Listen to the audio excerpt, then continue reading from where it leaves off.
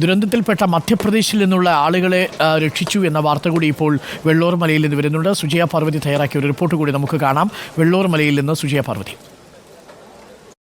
നോക്കൂ, ഇപ്പോൾ ഇതര സംസ്ഥാനക്കാരായ ആളുകൾ കുടുങ്ങിക്കിടക്കുന്നതിനെ കുറിച്ച് നമ്മൾ വാർത്ത നൽകിയിരുന്നു. അവരെ ഇപ്പോൾ അട്ടമലയിൽ നിന്ന് രക്ഷിച്ചു കൊണ്ടുവന്ന കുടുംബങ്ങളാണ് ഇതെല്ലാം. ഇവരെല്ലാവരും ഇവിടുത്തെ ലയങ്ങളിലൊക്കെ താമസിച്ചിരുന്ന, പാടികളിൽ താമസിച്ചിരുന്ന ആളുകളാണ്.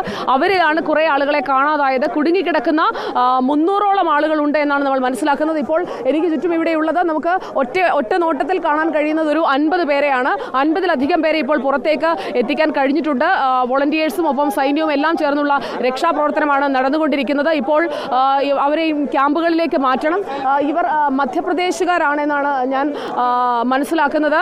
അവരോടുകൂടി നമുക്കൊന്ന് ചോദിക്കാം. കുഞ്ഞുങ്ങളും ഒക്കെയായുള്ള അമ്മമാരുണ്ട്. आपका गाँव किधर है? आपका गाँव किधर है? पीपलिया MP മധ്യപ്രദേശ്. മധ്യപ്രദേശിൽ നിന്നുള്ളവരാണ്. നമുക്കത് സ്ഥിരീകരിക്കാം. सारे लोग मध्य प्रदेश का है? हाँ, सारे लोग मध्य प्रदेश. कितने लोग हैं ऊपर अट्टमला से? 100. ഇനിയും അവിടെ അട്ടമലയിൽ 100ഓളം പേർ ഉണ്ട് എന്നാണ് പറയുന്നത്. ഇവർ മധ്യപ്രദേശിൽ നിന്ന് വന്നവരാണ്. ഒരു കൂട്ടമായ ആളുകൾ ഇവിടെ എത്തി ജോലി ചെയ്യാനായി എത്തിയ ആളുകളാണ്. മധ്യപ്രദേശുകാരെയാണ് ഇപ്പോൾ രക്ഷിച്ചിരിക്കുന്നത്. ഒഡീഷ, അസം തുടങ്ങിയ ഇടങ്ങളിലെ തൊഴിലാളികളുമുണ്ട്. അവരെ ഇപ്പോൾ ക്യാമ്പുകളിലേക്ക് മാറ്റുന്നതിനായുള്ള ശ്രമങ്ങളാണ് നടക്കുന്നത്. ഇവരെ ക്യാമ്പുകളിലേക്ക് കൊണ്ടുപോകുന്നതിനായിട്ടുള്ള ശ്രമമാണിപ്പോൾ നടന്നുകൊണ്ടിരിക്കുന്നത്. അതാണ് നമ്മളിപ്പോൾ കാണുന്നത്. കുഞ്ഞുങ്ങൾ അടക്കമുള്ളവരുണ്ട്. അവരിൽ പലരും ഭക്ഷണം കഴിച്ചിട്ട് പോലും ഉണ്ടാവില്ല. അവർക്ക് ഭക്ഷണം കൊടുക്കുന്നതിനൊക്കെയാണ് ഇപ്പോൾ പ്രാഥമികമായും ശ്രമിച്ചുകൊണ്ടിരിക്കുന്നത്. അപ്പോൾ ഭക്ഷണം എത്തിക്കുക, ഈ കുഞ്ഞുങ്ങൾക്കടക്കം രക്ഷിച്ച് പുറത്തേക്ക് കൊണ്ടുവരിക, അതാണിപ്പോൾ അടിയന്തരമായി ചെയ്യേണ്ട കാര്യങ്ങൾ. എത്ര പേരെ ഇപ്പോൾ നമ്മൾ മേളിൽ നിന്ന് കൊണ്ടുവന്നിട്ടുണ്ടാവും? ഇവിടുന്ന് 100ഓളം വരെ എത്തിച്ചിട്ടുണ്ട്. ഇനി ഒരാൾ വരാനുണ്ട്. ഒരു ഫാമിലി സെറ്റ് ആയാലേ അങ്ങോട്ട് കയറുമെന്നാണ് പറയുന്നത്. ഓരോ കുടുംബമായിട്ടല്ലേ ക്യാമ്പുകളിലേക്ക് കൊണ്ടുപോകുക? ഏത് ക്യാമ്പിലേക്ക് ഇവരെ കൊണ്ടുപോകുന്നത്? സ്കൂളിൽ മേപ്പാടിയാണോ? മേപ്പാടി. അപ്പോൾ എനിക്ക് തോന്നുന്നു മേപ്പാടി സ്കൂളിലേക്കാണ് കൊണ്ടുപോവുക. ഓരോ കുടുംബമാക്കി, അതായത് മുകളിൽ നിന്ന് രക്ഷിച്ചു കൊണ്ടുവരുന്നവരെ ഇവിടെ നിർത്തുന്നു. അതിനുശേഷം അവരുടെ കുടുംബത്തിൽ മറ്റാരെയെങ്കിലും കാണാതായിട്ടുണ്ടോ എന്ന് ചോദിക്കുന്നു. അങ്ങനെ കാണാതായവരെക്കായി ഒരിക്കൽ കൂടി തെരച്ചിൽ നടത്തുന്നു. അതോടൊപ്പം തന്നെ അവരുടെ സാധനങ്ങളും ഒക്കെ ആയിട്ടാണ് അവരിപ്പോൾ മുകളിൽ നിന്ന് വന്നിരിക്കുന്നത്. കുറേ മനുഷ്യരുണ്ട്. മധ്യപ്രദേശുകാരാണ്. ഈ ലയങ്ങളിൽ ജോലി ചെയ്തിരുന്ന തൊഴിലാളികളാണ്. അപ്ക ഗാവ് MP. എല്ലാവരും മധ്യപ്രദേശാണ്. നേരത്തെ നമുക്ക് കിട്ടിയ വിവരവും അങ്ങനെ തന്നെയാണ്. മധ്യപ്രദേശിൽ നിന്നുള്ള ആളുകളാണ്. ഇവിടെ ജോലി ചെയ്തിരുന്ന തൊഴിലാളികളാണ്. അവർ പൂർണ്ണമായും അവരുടെ സാധനങ്ങളും എല്ലാം എടുത്ത് അവരെ ക്യാമ്പുകളിലേക്ക് മാറ്റുകയാണ്. ഇനിയും അവിടെ തുടരുന്നത് ഒട്ടും തന്നെ സുരക്ഷിതമല്ല. മണ്ണിലും ചെളിയിലും വന്ന് നിൽക്കുന്ന നോക്കൂ, കൊച്ചു കുഞ്ഞുങ്ങൾ മുതലുണ്ട്. आपका नाम क्या है? ദിലീപ് അടക്കം ദിലീപിന്റെ കുടുംബമാണ് ഈ നിൽക്കുന്നത്. ഇങ്ങനെ ഓരോ കുടുംബത്തിലെയും കുഞ്ഞുങ്ങളെയും എല്ലാം അവർക്കുള്ള വാഹനം തയ്യാറായിട്ടുണ്ട് എന്ന് തോന്നുന്നു.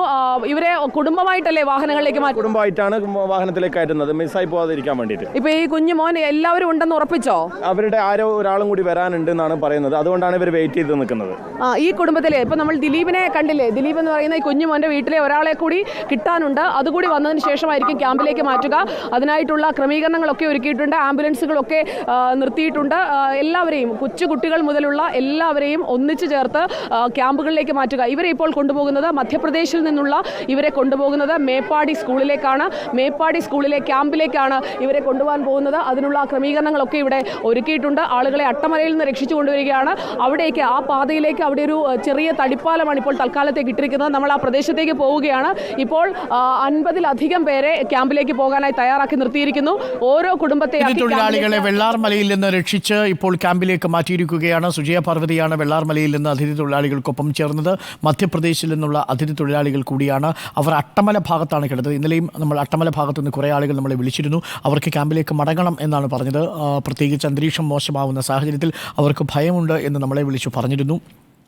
ഇന്നിപ്പോൾ അട്ടമലയിൽ നിന്ന് കൂടുതൽ അതിഥി തൊഴിലാളികളെ, മധ്യപ്രദേശിൽ നിന്നുള്ള അതിഥി തൊഴിലാളികളെയാണ് ഇപ്പോൾ ക്യാമ്പിലേക്ക് മാറ്റിയിരിക്കുന്നത്. ഇപ്പോൾ കാണുന്ന ദൃശ്യങ്ങൾ പ്രിയപ്പെട്ട പ്രേക്ഷകരെ, മുണ്ടക്കൈ ഭാഗത്ത് സുദേവൻ്റെ വീടിൻ്റെ ഉള്ളിലേക്ക് കടക്കാനുള്ള ശ്രമം ഇപ്പോഴും തുടരുകയാണ്. ആ കോൺക്രീറ്റ് പൊളിച്ചു വേണം സുദേവൻ്റെ വീട്ടിലേക്ക് പോകാൻ. അവിടെയുള്ള പരിശോധനയാണ് ഇപ്പോൾ നടക്കുന്നത്. എല്ലാവരും മുണ്ടക്കൈ ഭാഗത്ത് നിൽക്കുന്നത് ഈ സുദേവൻ്റെ വീട്ടിലാണ്. ബാക്കിയുള്ള പരിസരത്തെ വീടുകളിൽ നിന്ന് പരമാവധി ആളുകളെ ഇന്നലെ തന്നെ ഒഴിപ്പിക്കാൻ സാധിച്ചു. 486 പേരെയാണ് ഇന്നലത്തെ 20 മണിക്കൂർ നീണ്ട രക്ഷാപ്രവർത്തനത്തിൽ ഒഴിപ്പിച്ചെടുക്കാൻ സാധിച്ചത്. സാധിച്ചത്.